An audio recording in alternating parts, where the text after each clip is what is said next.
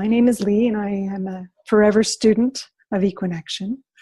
Grew up in a very conventional horse keeping, and meeting the people of EQUINExtion exposed me to what true health was for my horse.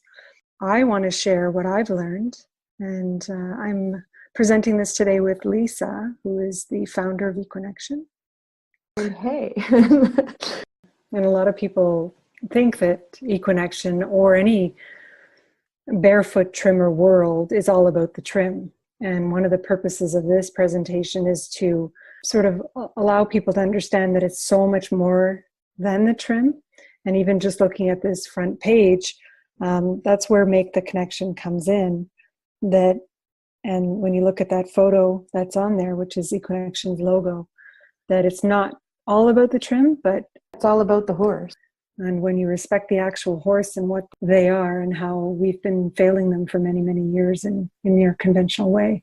Yeah, thinking that they're so fragile. I remember being in school thinking, wow, oh my gosh, all these things can happen to horses. I don't want this to happen to my horse. And I studied so hard all the lameness issues and the treatments and what could possibly go wrong, from the common things to the things that you barely hear of, but there are stories out there. And I researched it all and studied it for very many years and very thoroughly. And I found that the main treatment is stall rest shoes and medication, pharmaceuticals. We've since learned much more that a horse can heal from so many things without the stall. But and even though a lot of people are going back to the basics, but today, if you walk into any performance barn, you see that 3-step approach to healing is very, very common and very present today. And people are, still stalling their horses for 3 months, 6 months on stall rest. Mm-hmm. And then trying to go out, and then the horse comes back in lame about 3 hours later. Mm-hmm. Just when they thought that they were finally making a recovery, and they feel there's a bit, or they have to drug them to take them for walks out of the stall rest, because it's like flying a kite. And of course they're going to hurt themselves if they're out there bolting around and running on after laying on the couch for several weeks. And that's exactly the goal of this little presentation, as well as the courses that will become available through the new website, to clearly demonstrate why that happens, why they have to be drugged, why they can't be turned out, what are the reasonings behind those, and then how we can disprove that all of those things are required and actually are doing them more harm. Mm-hmm. And so by kind of looking at a different paradigm, you're looking one way conventionally, and you need to look 2 inches to the left and look at a different paradigm as what is the horse. And we're going to show both. That's right. And then as you begin to recognize the difference and how it could be if you look those 2 inches to the left, that's where we get more in depth in the courses to say, okay, now that you can see this new paradigm, we're going to show you how your horse can thrive within it. We're looking at managing the entire land so that the land stays healthy. Horses can get sick on sick land, period. So it doesn't just mean throwing them out in the field and forgetting about them and the field. And they're outside and they're living. And there's so much misconception as to what is natural, because there's still the connotations of natural neglect with that. With especially the show people that want to show their horses, and they don't want them bit or cut or in a fence, or they look at pasture board as just thrown out in the pasture. And while that does exist, that's not what we're talking about as far as natural horse keeping with EQUINExtion philosophies behind it. As you go into the courses, you'll understand how to make even sometimes small changes to your management practices.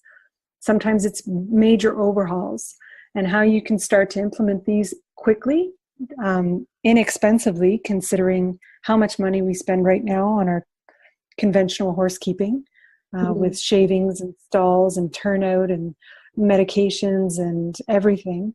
And we can show you how these can all be eliminated, and the small investment that you make to bring your horse keeping to respect the nature of the horse, you'll find that overall there's a significant savings both in time and money.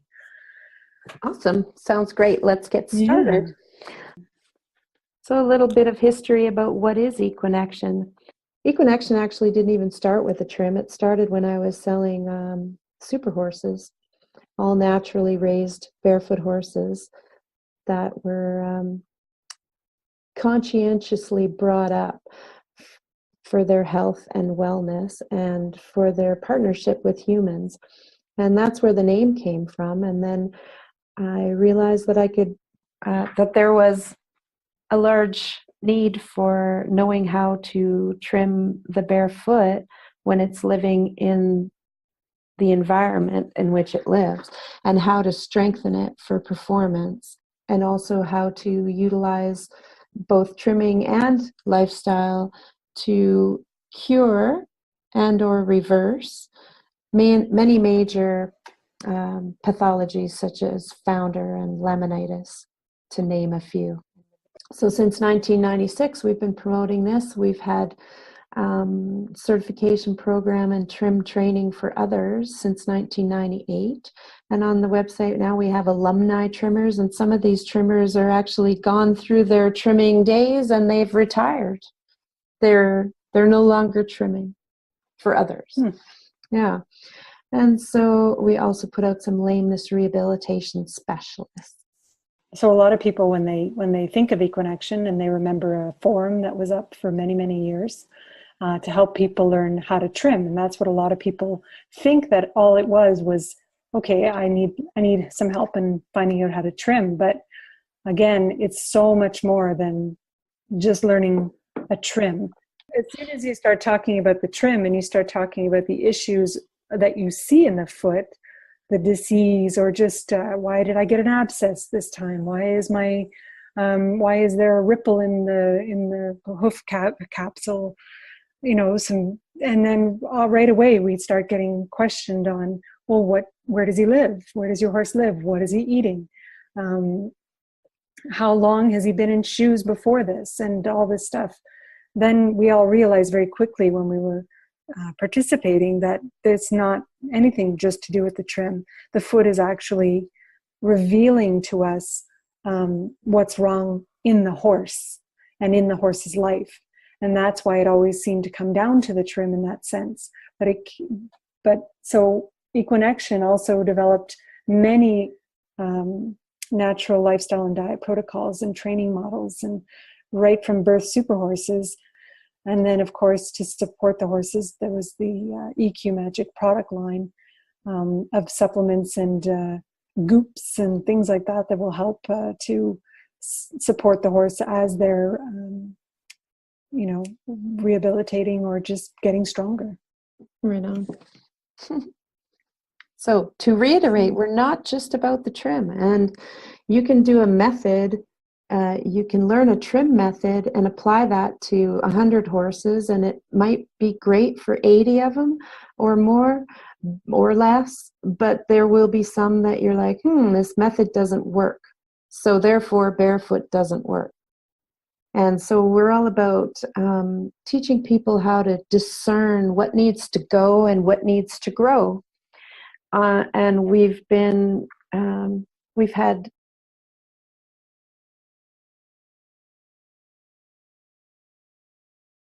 decades of reading photographs with the forums online and learning what little changes make to direct the future growth of the foot.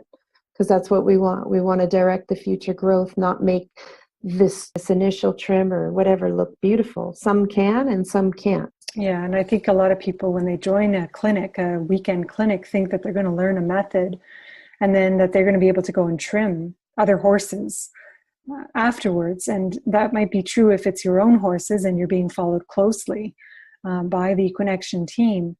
But to just take a weekend clinic of any modality, is short-sighted. And the big thing about EQUINExtion is it's learning to see with your eyes, but your inner eyes as well, to be able to see enough feet to predict what should happen next. And that's going to be vastly different for someone who's out in the desert versus someone who lives like I do out in the East Coast area. What I see every day in feet is completely different than what someone in the desert will see in feet. And it's my responsibility to understand how those elements affect my future growth, and because it's going to be a huge impact compared to someone who's got dryness all the time. Here it's emerald green and lush, and a couple of months a year anyway. and then snow. Yeah. And then snow presents me with a whole new reality. So several times a year, I'm going to be dealing with a new foot. Yeah. In a manner of speaking. I often say that too, that every 3 months things change here where we have seasons.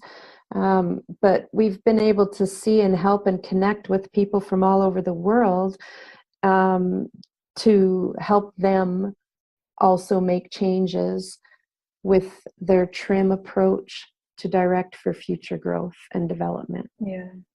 And that goes hand in hand, as we see here, like the horse's true nature on every single level. The seasons, the months, the weeks, the cycles, these are all natural elements that play on the horse's structure, on their spirit. Everything has an impact. Everything influences. Some things minimally, some things have a bigger impact. A change in the herd can vastly change what happens in terms of their movement and their structure. And all of this may make itself known through a change in the foot or through a change in the coat. So it's about knowing the horse on all levels and knowing everything about their environment and what is not present that you need to add. Mm-hmm. So the story of EQUINExtion, again, it's been going on for decades. This is not only practice, but research, study. As Lisa mentioned, connecting with people around the world to see how horsekeeping is completely different depending on where you live, and how no one approach is going to work for every horse. And so for decades now, and I think it's interesting too that we all seem to have the interesting story. And I know for you, Lisa, it was your horse Beta and how he made you look at things a bit different too. And I think we all have that special horse in our life that forces us to maybe look those 2 inches to the left. Yeah, our heart horses. Maybe they're on stall rest and you never thought you would ride them again. Maybe it's career-ending catastrophic injury that he could be a pasture horse maybe. Maybe it's a colic, could be just navicular that's insidious. Some people it's a founder. There's always that story, and gets us pretty clear-headed about what we need to get in line in terms of our priorities. And once you start looking that direction, there's no turning back. And when I had my awakening, I don't know how else to call it, it's a very good term that EQUINExtion uses a lot, and in fact has named their own center after the EQUINExtion Awakening Center. My awakening it meant to me that I had to share it with others. And I go to barns even today, and I just, it pains me that people haven't had their own awakening yet, but they're doing the best they can. So through the years, EQUINExtion has always offered educational material, forums, presentations, a book, just to share the knowledge and just to get anyone to come be able to look that 2 inches to the left and say, whoa, maybe there's something here that's interesting to me.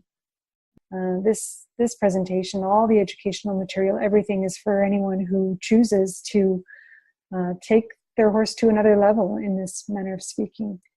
And we feel it is the best way for your horse. And it's not an EQUINExtion TM trademark way. It really is about the educational part. It really is about being aware of what is a horse. What does a horse innately need? Look what traditional is doing and why we're micromanaging, and look at how it could be if you make these changes and respect the nature of the horse. When we think of the grand scope of the horse, we've tried to narrow it down to say, well, what does a horse need? The one is that barefoot performance trim, the no foot, no horse, no hoof, no horse. If you don't have that element healthy, the horse will suffer. They're standing on those 4 feet all day, every day. And yeah, and there's the exceptions that live on very large land who can self-trim. But for most of us, having our horses on accessible to us so that we can play with them, so to speak, they need to be trimmed. Wild horse obviously doesn't get trimmed, and he maintains his shape. We try to emulate that in our natural enhanced lifestyle model, but still they're going to need trimming if you're riding or using the horse in any way, shape, or form. We need to take care of their feet, and we do that through trimming, but also lifestyle and also diet, because diet affects the feet as well, and the growth and development of the body. And we put the respectful training in there, which now we've kind of termed elevated horsemanship. Asking the horse to build his proper muscles for carrying us if we're riding, or for pulling a cart if we're pulling, or for just being fit and healthy and really toned and respectfully challenged in their mind to perform with us, not for us. And it's an approach that respects that nature of the horse too. It's not about coercing and forcing and instilling fear on the horse. It's about truly connecting and asking them. Taking it to an elevated level that I think that maybe most of us aren't aware, because we've been told for so many years that the IQ or the intelligence of a horse is way less than a dog, for example. But I think that's wrong. I think it's almost up there in the dolphin category if you learn to speak horse, and if they are living like a horse as a caged animal. It's a very good point. And, a few of us have horses that had a completely conventional lifestyle with very minimal turnout, but a performance life. Right. It's just not thriving. And when you see a horse begin to thrive through these changes, you begin to really see how stunted they were. Yeah. They bloom into their natural inner horse. Yes, and then you wonder where this personality came from and where it's been all these years, and horses that could never be turned out with other horses suddenly can. And it all takes balance, and it takes the right approach, and that's what, again, these presentations and courses are there to help you with, is to help in that transition. That's what this education, this training is all about, is to help you to approach that transition and survive it, because it's not easy. On the human mind, I should say. It's easy on the horse. So what is barefoot and natural? Why wild horse model? So again, we come back to why my horse isn't wild. I don't want to, we don't ride. How many times I've heard that? Well, horses in the wild don't get ridden. That's so why should we they need shoes. Yeah. Yeah. So there's a lot of paradigms floating around about, and just excuses why we shouldn't adopt or consider the true nature of the horse. We don't have to. People think we don't have to consider it anymore because they just don't have that lifestyle. They don't have access to it. And we're going to show them that that's incorrect thinking. Yeah, and you can do this and get a stronger than wild horse. And I've said that a few times online, stronger than wild. And people look at me like, what do you mean? The wild horse is the strongest of the strong. But it's not. It's the wild horse that has many challenges out there. It's not all free feed and just stand around and shape your feet, so to speak. Mm-hmm. But they can be stronger than wild because we marry the two, science and nature, together. in our... They never run out of feed, and so they don't have to wander so far to find feed and water, but they still have that migratory thing in them. Even the ones that were brought up in a stall, when you get in touch with their inner horse, they have that migratory pattern that's already ingrained or innate inside of them. And once they tap into that and follow the herd, and the herd moves about, in different courses we'll talk about how to create that in a smaller land and in a bigger land. People think that having a horse that can be stronger than wild, so taking the best of both worlds, means they have to have a big property, and they don't. And there's lots of models out there about how you can rearrange your property to create the maximum amount of movement. What I love about the message here and in the courses that are to follow is it's not just about the mechanics of it. It's not just about the physiological benefits. The horses are tapping into their DNA, like they're tapping into their spirit. I remember having a horse who was he was having some pain issues, and he sort of was disconnecting from the herd. He was disconnecting from life because through this pain management, and it was a short-term problem. And, of course, the pain medication was recommended, etc. And we talked about it. And I remember you were telling me, Lisa, get him connected, reconnect him back to the herd, make him, spend time with him, spread things out a little bit differently, do things a little bit differently to engage his mind. And I thought, well, how is that going to prevent him from feeling that pain? And you were stressing that it's not about the pain, it's about how he's dealing with it. And it's how we all do that. We all have these choices, and go and get his mind, and he'll take care of himself. He'll work himself through that pain. And then by adding some supplements, some natural supplements and things that are going to support him. And it's about, we all can tap into our immune system. And the mind is much stronger than we believe. And it's the same with horses. And I think that's a big difference with EQUINExtion's approach, is that you go and you get the mind and you help the horse be the best horse he or she can be. It's not just about putting a fence over here and a stake over there and hay over there. There's much more to it than that, if I may say. Right on.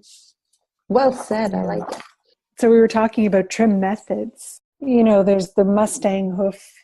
Everyone wants to emulate that hoof. And, people have gone and studied it. And how can we mimic this environment to be able to generate that hoof?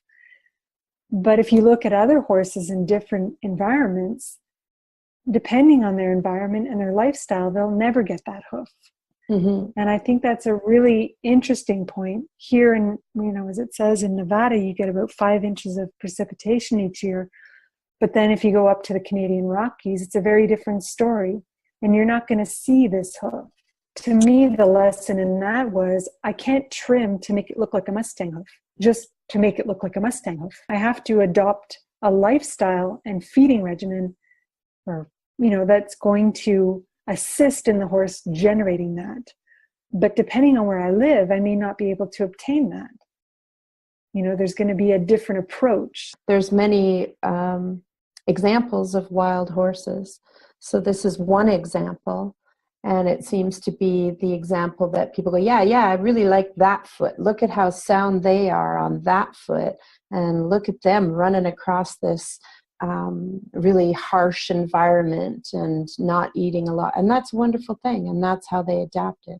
But if we go ahead and look at other wild horses from the Canadian West, for example, we see that they're on a totally different environment. They're a lot in open meadows that are grassy and or snowy, and in the woods, so their feet get longer and then break off in the summertime and self-trim, and then get longer throughout the winter because they need to have their snowshoes on, so to speak, to adapt to the environment in which they live. That doesn't mean these wild horses need a trim unless we were riding them. and then we want to keep their feet a little more trimmed up, but they do just fine on their own.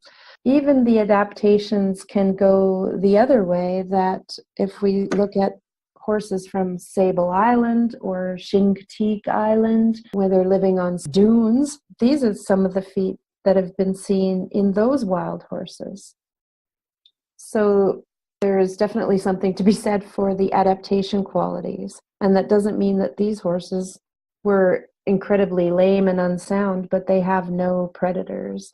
And their lifespan, their lifestyle is going to be vastly different than the Canadian Rockies or down in Nevada. In general, to study one without studying all the others can be a bit of a misconception, while it provides a lot of very good information and data from which to go on. There's so much to consider. Like you say, we wouldn't let our riding horses get to that length, but these horses, again, aren't lame. So what is traditional? That's the thing. We say we're going to be superior to traditional. Well, what is traditional? And a lot of people see this and they don't think that this is normal, but it is what we see in the industry today. And you could put a million images in there of open mouths and blue tongues and tied up heads and apparatuses to put the horse in a specific position and to hold him there. So it's shortcuts in training.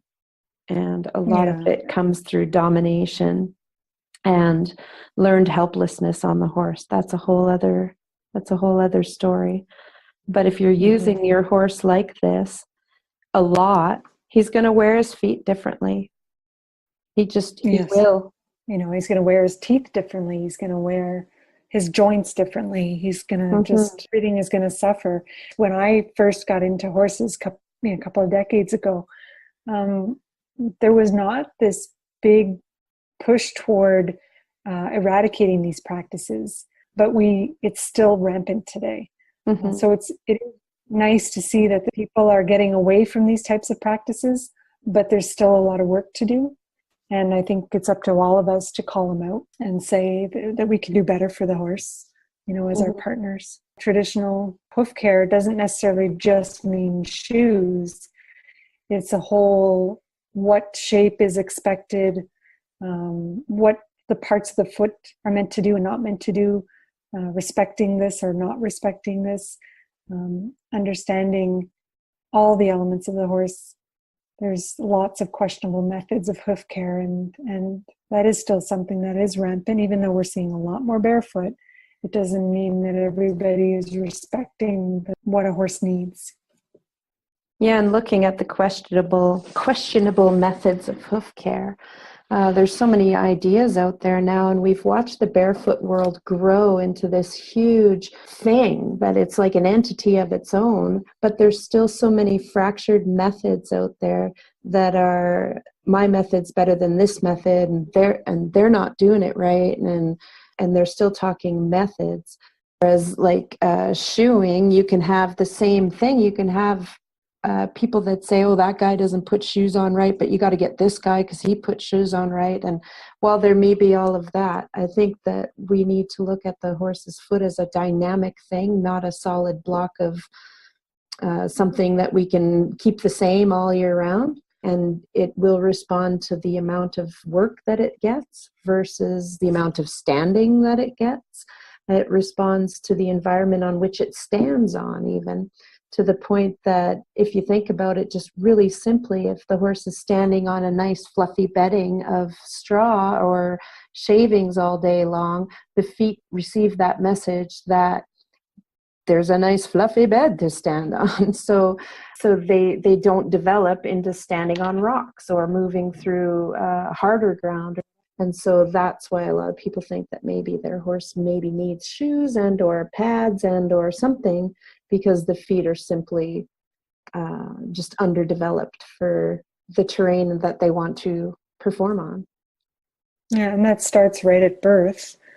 But it can also be helped and sometimes reversed as the horse gets older. If you have traditional and it starts off for a few years in traditional, but there's also the other side of that coin is that if they're shod very, very early, will have deficits throughout their life as a result of that. That's the thing with the hoof, that its adaptable nature. It will adapt, but for better or for worse. And some people might be looking at these pictures, and some might, if you're not used to seeing a barefoot performance foot, just one that's in full health, some might look at these pictures and wonder, well, what's exactly wrong with There's these? nothing wrong with these. Yeah, they look fairly common and normal, with the exception of the one with the pour-in pad, which sometimes people don't see that. The bottom right. Mm-hmm. And that's where in the courses and presentations, we want to get you familiar with what is considered health and what is considered disease. The bottom left shot looks like a pretty clean foot. You can even see the color of the hoof and how it has black, it has cream colored, wow, and it doesn't look like it has thrush. Some people might look at that and think, what's wrong with that What's foot? wrong with that? And we're going to tell you. And that's right. So it's about understanding what makes a foot and how things can go wrong and how things can really go right. What's traditional, what's normal is this V stance that we see so often. People are starting to notice posture a little bit, which is great. Still have a long way to go with people really understanding the dynamics behind this posture and what's happening to the horse and to the bridge of his back. And we still want to ride. And when the horse is in this posture, riding him is detrimental to his health or her health. Yes, it will. So we are also going to learn things about how to develop a top line and why it isn't there, and some things that you can do to build strength for carrying muscles. But first of all, we see the V stance in both of these horses, and that just means that their legs are pointed a little under their bellies and makes kind of a V shape. Super common. Have a look around at the horses around you. You want to just look at them when they're in their most comfortable resting phase. Why are they assuming this posture? First is recognizing that they are standing in an unnatural way, in a way that they're trying to compensate for something. And then what can you do about it? And is this normal? We all see it every day. I drive by it every single day. Mm-hmm. It is a far cry from nature, and that's the big message here, is that everyone knows that horses are herd animals, and everyone knows that they need the companionship of others. However, in this kind of situation where they're lined up in pen after pen after pen, sometimes you see them fighting over the fence or kicking each other or whatever. We're going to tell you all the reasons why that happens and how to maybe think of designing properties a little bit different. Just drop all of your current thinking, just put it aside for a moment and consider, what is a horse? I look at what a deer is, and I think of what mayhem would follow should I try to put a deer in a box stall. All by itself. All by itself. And for some reason, that's the image that came to my mind when I finally clued in to, we've taught our horses to believe that this is okay and normal. And they're quite, a lot of people will say, well, they're very happy. They want to come in. Mm-hmm. They want to run back into the burning building, and they want to go back into the caving in mine. Yeah. Because that's what they're made of. And, that's right. And it's just, they're creatures of habit. They're creatures of comfort.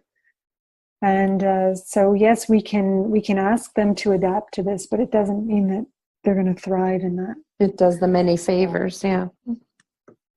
If you want to know where the horse came from to where they are today, and maybe why we're having these horses with, that are so delicate or that are fragile. And I think we continue to develop more diseases as we go along, because 25, 35 years ago, you didn't hear so much about insulin resistance and Cushing's and stuff. And now it's like everybody kind of knows about it. And with, oh, mine is on this and mine is on that. It's just like they're getting a lot of medications to deal with things that could be reversed if we have a little attentiveness to their wildness that does reside in all of them and in all of us. Mm-hmm. So with the wild, they had an open range. They traveled constantly. They lived in a herd life. They had varied terrain, not just with where they were, but when they were, was what time of year it was. Mm-hmm. They foraged 20 plus hours, and we mean forage. They're not eating the same thing all day, every day with a few supplements here and there. They looked for what they needed in that moment, in that day, or in that month. Native grasses, not, seeded, monocultured fields that are there for hay. You see these mono crops that it's all one grass, and then horses get turned out on the hay field after the grass is cut or whatever, or after the hay is off, and they get sick from that too. And so it's not the grass itself, it's the way that we are fertilizing and all that, as opposed to native grasses, which are variety. It's a variety. It's a buffet. And then barefoot, of course. So barefoot affecting all of those things above it, affected how their feet were cared for by the horse itself, by the land itself. Mm-hmm. And of course, there was communication within the herd. Just the dynamics within that herd and the lifestyle that goes within that is a definite form of communication at play. And when we think about today and how we keep our horses today, you could not be any further from where they came from. Mm-hmm. And this is, I think, for me, the most important, vital message that I want people to see, like night and day, having evolved millions of years prior on the left. Mm-hmm. Could it have changed so drastically to allow the horse to adapt, to be able to sustain health after maybe even more in the last century and 2 centuries? Have we gone even more towards the right?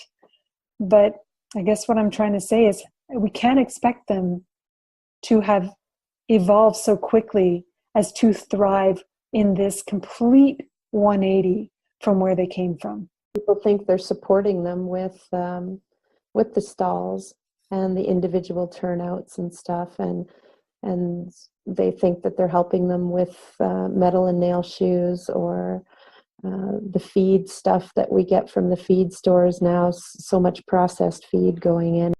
Step 1 is awareness. So if you look at these 2 columns and you think it's okay to go from varied terrain to living in muck is not your friend. Yeah, and the feet will adapt and the horse will adapt, and you'll see all the symptoms and signs. That's right. You're asking yourself, how do I get away from traditional? These are the things that are offered at my boarding stable. I can only buy 3 acres of land for my horses where I live. Well, there's so many different ways you can tap into the column on your left. Mm-hmm. And we are full of enhancements for that. And that's what we've kind of coined them, is natural living, but enhancements, what you can do to enhance that, because we don't always have enough land for our horses to travel 20 miles a day. We can mimic the miles, the 20 plus miles, with showing you trimming techniques that will stimulate wear and stimulate growth. And it just starts A, with awareness, B, with and accepting. Do you accept everything on the right? Is that considered what is normal to you? Then you're going to have to accept the consequences of that. If you're in a 10 by 10 stall, okay, maybe a 12 by 12, maybe you've got it good. Maybe you've got a 14 by 14. Maybe, you get some turnout where you think my horse is okay. I don't really have a choice. It's not so bad. He likes to be alone. He doesn't like the other horses. So solitude actually works out really well for my horse. Again, this is about seeing. If you can tap in to the potential in their spirits, if you can get them to become engaged, I think you'll see a different horse who doesn't want to be alone anymore, who isn't looking for every meal like it's their last, Right. Who isn't walking around on high heels and nipping at you whenever you cinch the saddle. And if you're experiencing those things, then there's another way. There's something in there that you need to be looking at. Even beginner horse people have heard about founder and navicular and white line disease. And everybody's afraid of colic. And shit happens sometimes, but there is a ton that you can do to prevent this and or heal it. Because we're looking at health issues, we're looking at things that went wrong, not just they're walking around the pasture one day and picked up navicular. It doesn't happen like that. There's many signs before these are full-blown issues that were sneaking up on you that nobody could see. We're going to help you make the connection between the symptoms that are showing themselves very early and what you can do to turn it around and not be diagnosed with these things. And it's interesting is that every single one of those is as a result of stress. Oh, my horse has ulcers. Well, what can I do for him? Why does he have it? Well, he's unbalanced. There's stress. Ulcers are very common, and they're seen quite a lot, to the point where it's like, oh, he has ulcers, so he's on this product or he's on that product or whatever to treat his ulcers. But ulcers can also be reversed and healed. I walk through a barn. Everybody's got it prescribed down this one side of the barn that I was at recently. And it seems like, well, we have to live with it, and we'll try these mitigating things to treat the symptoms. To treat the symptoms and to hopefully make it go away. Everybody wants them to go away. But again, it comes down to, when you look at your horse, ask yourself, what could be a stressor on my horse? And, if we go back to this list, if you look at the differences and you see, okay, my horse does have a herd life, but he only gets hay certain times a day. That's a stress on your horse. If you look on the left side of meals, you'll see that they should be foraging for most of the day. So this table will allow you to discern what is stressing my horse, or a multifactorial is stressing him. And now he's got ulcers, or now he's got navicular, or now he's got, now he's foundered. A lot of times people start looking at this list only when their horse is completely crashed. It's only when they've crashed. The last resort is, oh, wow, what does my horse need? Let's call EQUINExtion the last resort. Yeah. And I just got another call this morning, actually, about a mare that foaled 2 months ago. So she's got a 2-month foal on her side, and she's foundered. And so they're wanting to put the mare down. And I said, bring her here. I don't know if they will or not. They don't want to pay. With the baby. And they're just, bring her here with the baby. And then I found out that they thought that because she had a baby at her side, that she needs all this extra friggin' feed. So they're giving her buckets of different processed feeds. Their intention is to feed the mare to feed the baby, but they overfed the mare. So we tend to see these horses near the end of their lives, or what would have been the end of their life. And oftentimes, because they're deemed worthless by the owner, and maybe that's just the nature of the business, that if they can't produce, it's going to cost me too much to rehabilitate. I understand that that's a decision that people make. But at the same time, again, this whole set of courses and presentations is so that we cannot get that far, that we don't get to that end. And it's all about prevention. Because the very last part of the slide is when we compare issues in the, quote, wild, we don't see the above. There may be one member of a wild herd who succumbs to some illness or disease. Right. There's no doubt about it. And that is not a perfect world. Survival of the fittest, and that's the nature of wild and all that sort of thing. Nature is not always like super kind and Kind. gentle. Yeah. Yeah, that's right. And that's why, again, we reiterate that this is about marrying the best of both worlds. We can keep our horses thriving and in good health so that even if it's not the fittest of the herd, they will still thrive and survive and give a positive contribution to the partnership. Age. Yeah. What if you knew the formula to give the best of both worlds? So yes, they have to be in captivity. Absolutely. As much as we're producing amazing stock, we're also, like it or not, producing weak stock. Mm-hmm. And it's a simple formula. So we're taking the best of the wild and we're adding that with the convenience of tradition, which is the science behind horse keeping in a traditional manner. There's some science there that's good science. And we're multiplying that by being true to their nature. So we're studying what is a horse in captivity versus the wild.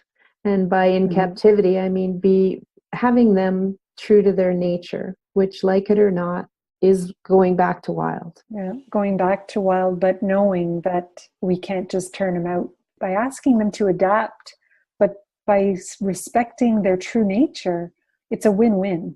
I remember being at a clinic and the clinician was saying that he purposely put things out in his horse environment, in their little ecosystem, that would cause them to startle. So they would come back from their jump over something or that's right. Yeah, just make it and they interesting, changing, and dynamic. That's it. They would go out to the back past, the big back part, and then he would change it up during the day. And when they come back to get their big drink, they would inflatable tube guy. A big flag gets planted right next to the, salt block that wasn't there yesterday. Well, that could be a big bird emerging from the thicket, in the wild. It doesn't make a difference to the horse, but what it does do is taps into their nature of how they're going to deal with that, and these unpredictable situations that make them stronger, and more confident. So we take this equation, get the best of the wild plus the convenience of tradition, multiplied by being true to their nature, because that's really important. That's why it's multiplied. We get it equals to super horse. And by super horse, we mean that in mind, body, and spirit, in soundness and saneness, in manageability, in sustainability, in their balance within themselves as well. So balancing their weight, balancing their activity levels. The circle never ends, and it's continual. I mean, a natural lifestyle means many, many things. And depending on where you live, there's so many different approaches. Even in one particular area, you have a lot of choices, and it works with every budget. It works with every situation.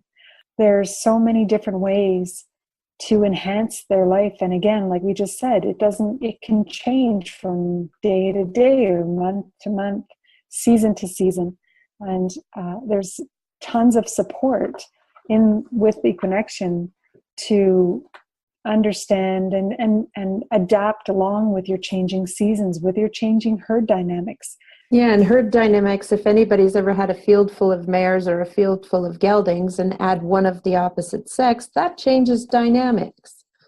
Dynamics, or splitting friends up, or having new horses coming into your boarding area, barn, or whatever, or babies, young horses versus older horses. And within that little group of enhanced natural lifestyle, there's so many facets that we can go and explore, that people can discern what is good for their particular place that they're at with their horse, etc. Same with the other quadrants, that they can be delved into very deeply. And that's just scratching the surface here on this equation. And the point of the equation is for you to understand it's a natural approach with simple enhancements in each area. And again, it doesn't have to be complicated. It will not break the bank. If anything, it's going to save you money. It's going to save you time. nature's diet. Yeah, I mean, there's so much we can go into that. But ultimately, it comes down to very simple paradigm. And the barefoot performance trim, you don't learn it in a weekend, but you can certainly appreciate it by coming to a weekend clinic and understanding how the foot is a shape-shifting marvel. You can see it in demonstrations. And just with that little peek, you can start to understand how enhancing their trim and enhancing their lifestyle and diet and all the training, it all comes and can be reflected in the foot. And no life for a horse would be complete without respectful training and that elevated horsemanship. Because like it or not, they're living with humans, they're interacting with humans. We are asking them to be our partners. And we are at a different age that when we ask them to go to war and we ask them to pull the carriages and for transportation and tractors and whatever, we're in a different paradigm than that now with our horses, because instead of pulling the tractors, we're pulling them behind our trucks and going out with them to shows or mountain climbing or wherever you ride and train.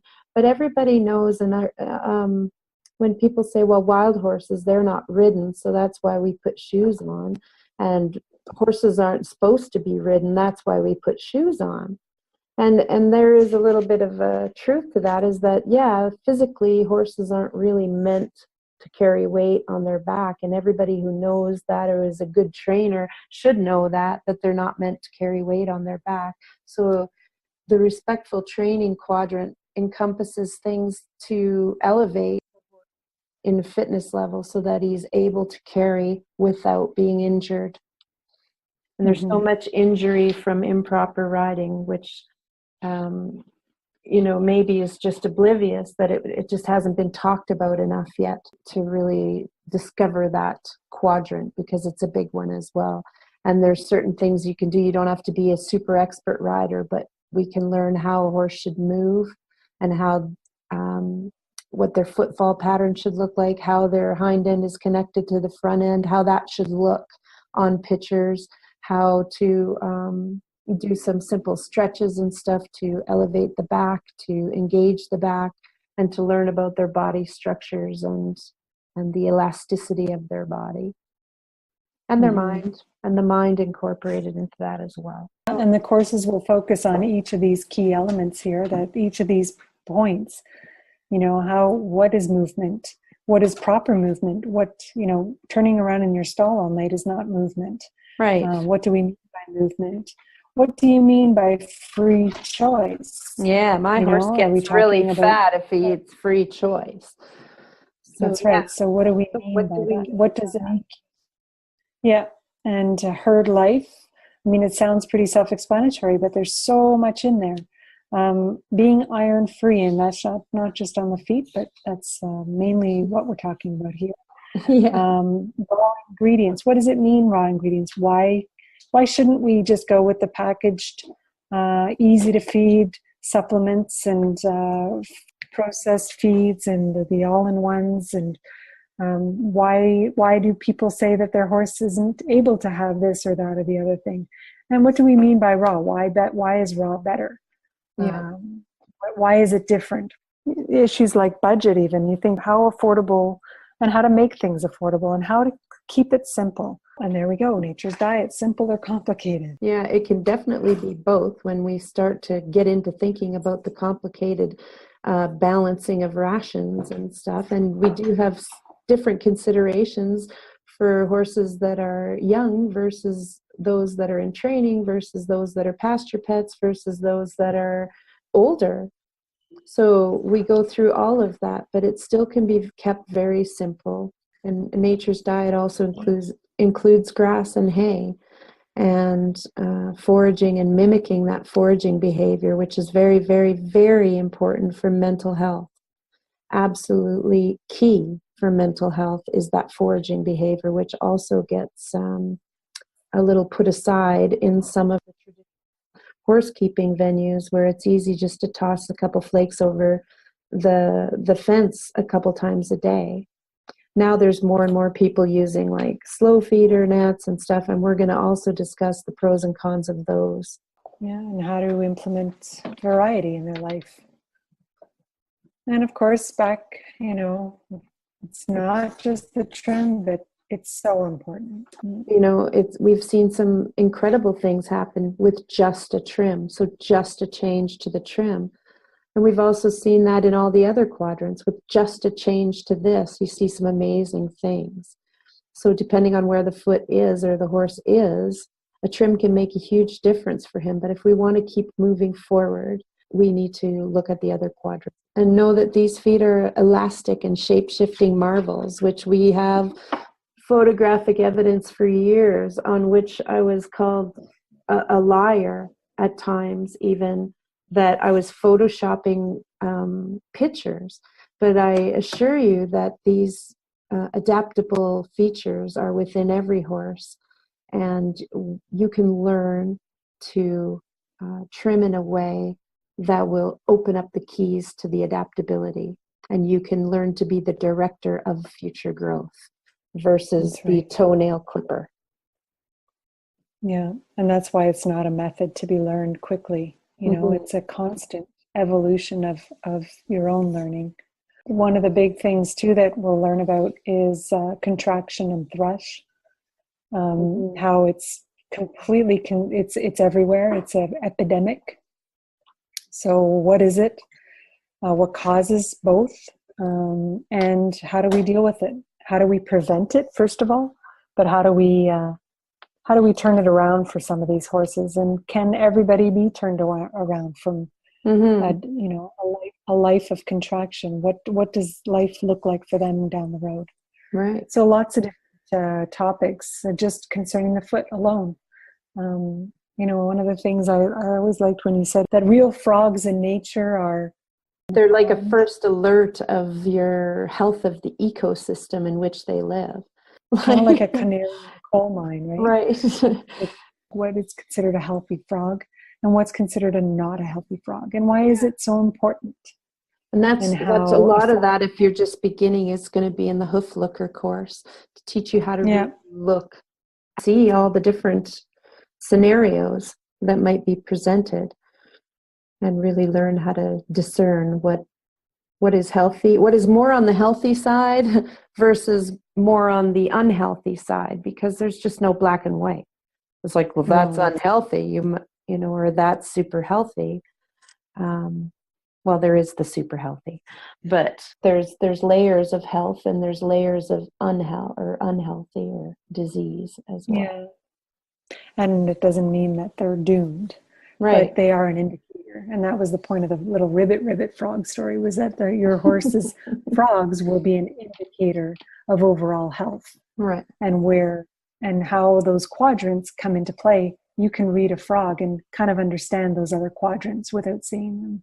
And of course, the respectful training.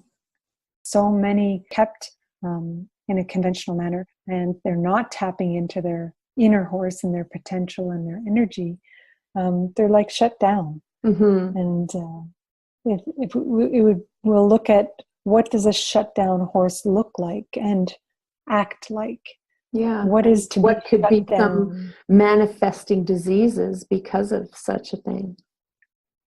Yeah. And then again, how if I know as humans, if we're down, if we're depressed, if our immune system starts to slide as a result of things like stress and anxiety and depression, we will begin to shut down. So it's about tapping into what we need to do to elevate out of those conditions. Mm-hmm. And sometimes it's pretty simple. Other times it's it takes a lot of work. So, and of course, bringing all of those quadrants together is a better than wild, superior to stabled horses. Yeah, all systems fully functional, and the body is in harmony with the mind, and the mind is in balance with nature. And it's not just about the trim. The trim is an important part of what we're doing. There's so much more to it, and we want to show it all. when you're a part of this team of people looking to support each other, you're not just going to learn how to trim. And there's no way that we would let you only learn the trim part. And if you're going to come to a clinic, a live event, an online event, take a course, just watch a presentation, we're going to touch on all of these quadrants every single time. We're going to probably focus in on an area for a while, but you'll always hear mention of those other areas within that. Mm-hmm. So if we're going to talk about diet, we're going to bring in those other elements to support what we're talking about with regard to diet. No one system is a standalone. So yes, you will learn to trim, but you'll learn to create a super horse that has amazing feet, you know. That is sound in the body, sane in the mind, and trainable horse. And people are so shocked that, wow, I can't believe I could ride my horse bitless or did this, like, or whatever that the horse does for us, like climb up on this pedestal or down on this cliff or whatever. And they're so amazing, like that they are in sound mind. And when you develop the relationship with them and they feel good about themselves, they'll do anything for you. Anything you ask, mm-hmm. They will give it a darn good try. And those that are unhealthy in the mind or the body, they have a disconnect and can be dangerous. And a lot of people have horse injury stories that they've been injured or bucked off or on runaways or whatever. And yeah, shit happens, but it sure doesn't have to if you see the signs before. But first you have to be willing to look outside 2 the box. inches to the left. And we all have that instinct in us. We all have this peripheral vision that we tap into every once in a while. You know that there's something not right. You know, and how many people I meet on the road that say, I know that it's not perfect, but it's what I have right now. Mm-hmm. It's like that saying, like, I know deep down, you know. Right. But even if you That's are right. in a position like that, there are some small enhancements that you can do, and we want to show them to you too. There's always something to be done. And we'll work with you if you're in a boarding situation. Most people are in a boarding situation, mm-hmm. and don't have feel they don't have a choice.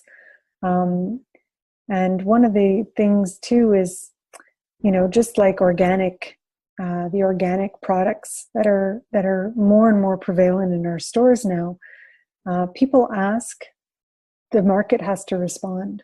Mm-hmm. So the more you push for enhancements to be made to your life, your horse's life, if others witness the change, the positive change that will happen, they'll want that for their horse too. And eventually more and more people will get on board. And should you direct your boarding facility manager or owner to these presentations or courses and they get on board, my gosh, we could all work together to transform and create different enhancements. And again, it's all about small changes up to big changes, but there's always savings to be had, both time and money. Mm-hmm.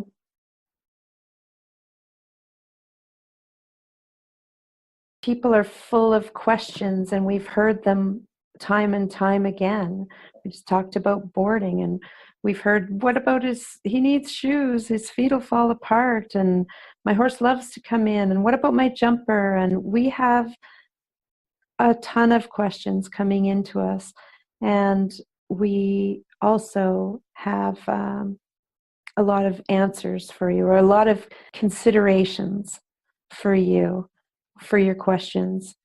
And so the one that just popped up, it's, I only have 2 acres. We can show you how to land design for horse keeping. And the questions keep coming, but I assure you the questions are only there because it's something you don't know or haven't heard of or hadn't considered yet. So with these courses, we're going to open up more to consider. I boarded for many, many years and always had that feeling like I was grateful to be able to board my horse somewhere. It gave me a lot of freedom. I didn't have to make the big decisions and get in the hay every year, etc.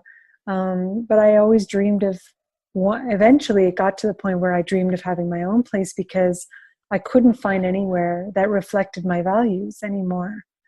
And perhaps to ask someone to have my horse out 24/7 meant that they were on a small little mud-filled square of a paddock with one other horse. It was tiny, with one little run-in shelter that didn't even have sides to it. It was set up to fail. And it just reiterated the owner's point of view that it couldn't be done. But we're here to tell you and to demonstrate and to show you, and so you can take it and go forward, that there's a right way to do things and there's the wrong way to do things. It's not just about going barefoot. It's not just about putting them out 24/7. Yeah, and having free feed on a round bale, for example. That's right. Not it. That's it. So all of these questions that come up, there's oh, I don't want my horse to have a big winter coat because we work all the time, and he's going to be sweaty, and then he's going to have to be outside wet. And so believe me, if one of us hasn't gone through any of these questions, I'd be very surprised. But, everyone has gone through it in this tribe, and there is a way. And if I don't know it, Lisa will know it. And that's the beauty of this community, is that nobody professes to know all. Nobody professes to know better than anyone else. We're all just students of the horse in this new paradigm. That's right. That's right. And if you have something to share and an experience you've had that you believe works best for you, then we're all ears. And we always love to discuss. It's a respectful environment. It is not the place for people coming and advocating for the opposite of what we're talking about. There are places for you to go. If you want to talk about the best ventilation systems for your barns so that your stalls or your horses are happy in stalls, this is not the venue for you. If you want to talk about proper shoeing versus bad shoeing, this is not the place for you.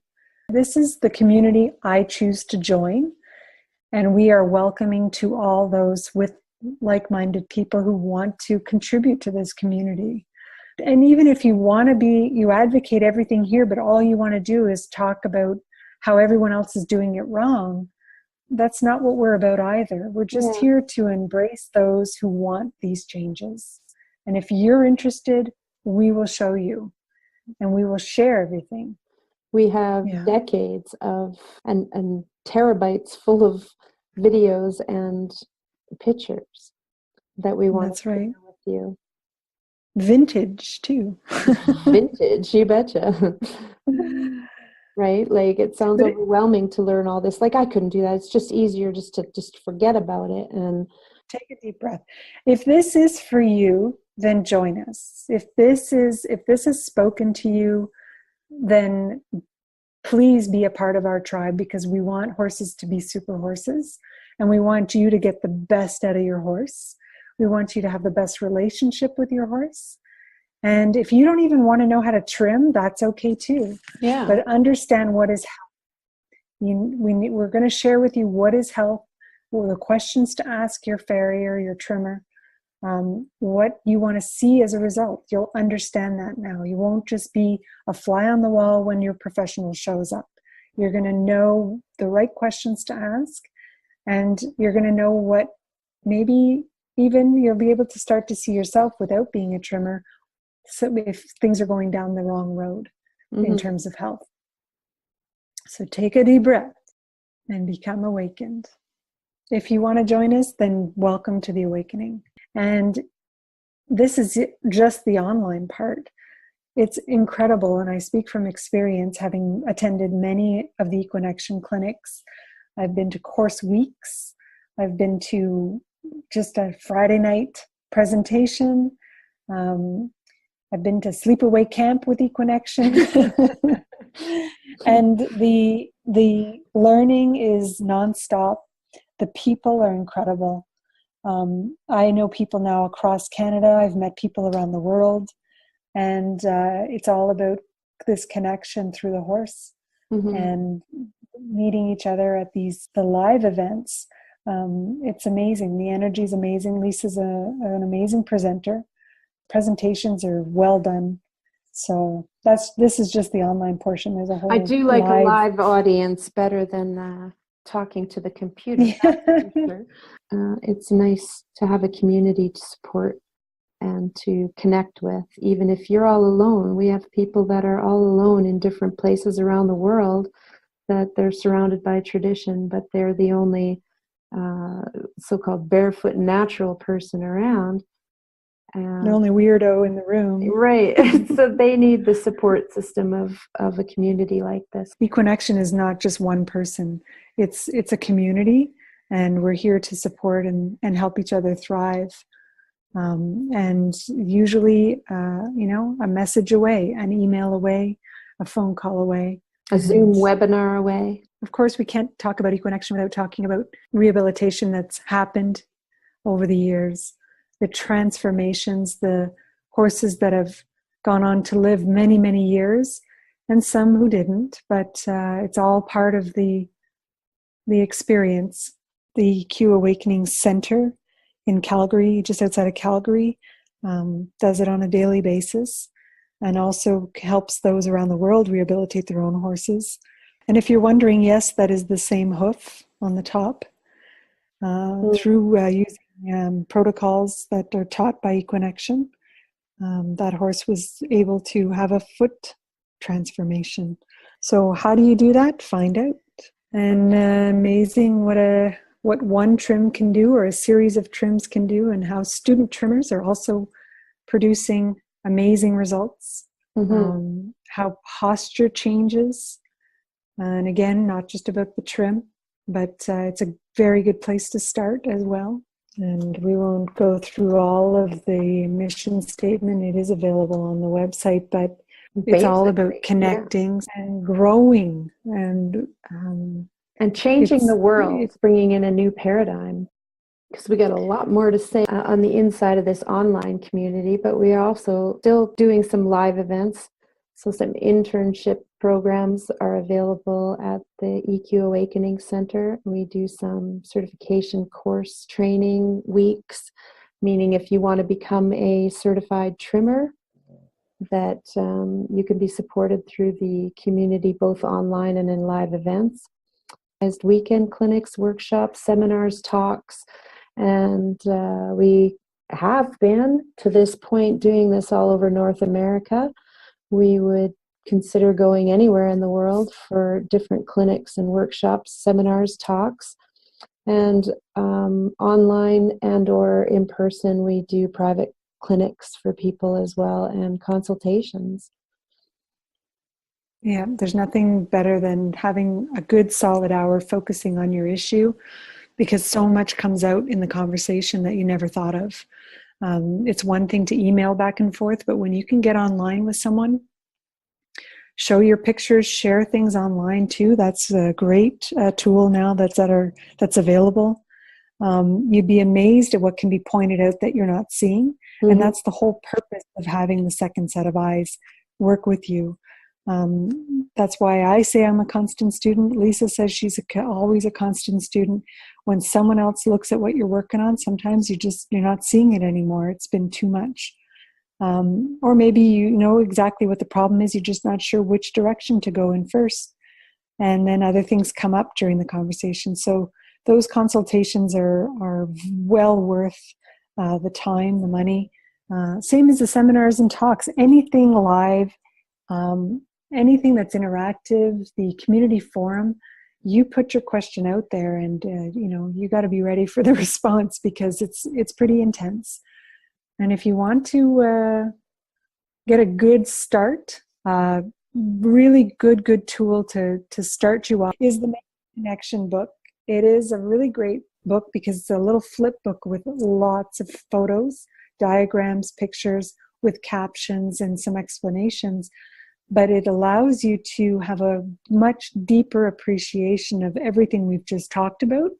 And it's a nice little resource that when you're doing any of the live events or online, you could be flipping through that book to expand your understanding. What we're talking about, you flip to that page and now you get the visual, additional visuals than what you're seeing on the actual presentations. And it really brings your learning that much further. So that's highly recommended to pick up that little book.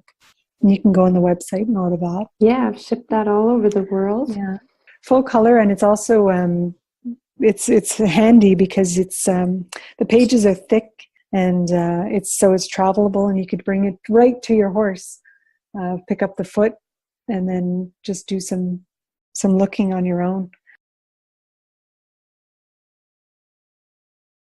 I think, where can you start? I mean, obviously, the first thing is, like we're saying, when you get that little deep down voice, like deep down, I wish my horse was out more. Trust your instincts. Deep down, I feel like he's choppy, and I know that nothing's wrong with him, but his stride is so choppy. Or trust your instincts. A lot of people said, like, I always felt that shoes weren't really the answer for my horse, but I didn't know what else to do. That's instincts and intuition. If you have any sort of like, I don't really like this, but I just don't know what else to do. So that is, question the status quo. Just because everyone's doing it or has been doing it forever doesn't mean it's right. Mm-hmm. Be respectful. Everyone has their journey to travel, mm-hmm. and you're starting your journey one step at a time. Be respectful of others, and honor yourself. You're learning. I'm learning. Yeah. You're not alone here in the community. And maybe in our curtain barn situation, we don't fit in. But in this community, you'll never be alone. And it's a long road sometimes, but we'll do it together. But we hope that you join us inside to make the connection, and Facebook and YouTube, or we'll see you in a live course, a clinic or a workshop, or you can attend or organize a local seminar. And make sure you go to the website and sign up for free things as well. We have a lot of freebies to give away on the website.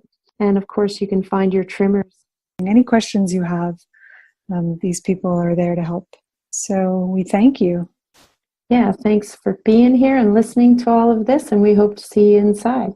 And go to, for more information, www.EQUINExtion.com. And we hope to see you soon.